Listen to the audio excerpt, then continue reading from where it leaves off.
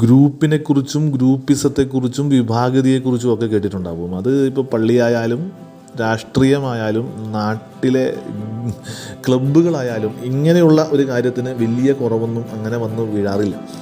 പക്ഷെ പലപ്പോഴും നിങ്ങൾ മനസ്സിലാക്കിയിട്ടുണ്ടോ എന്ന് എനിക്കറിയില്ല.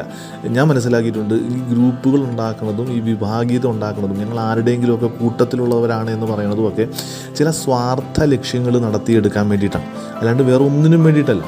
അവരോട് ആരാധന മൂത്തത്ത് പോലും ഉണ്ടാവില്ല, അവരോടുള്ള ഇഷ്ടം കൊണ്ടുമല്ല. എനിക്ക് അവരുടെ കൂട്ടത്തിൽ നിൽക്കുന്നത് എനിക്ക് എന്തെങ്കിലും കാര്യങ്ങൾ നടത്തിയെടുക്കാൻ വേണ്ടിയിട്ടാണ്.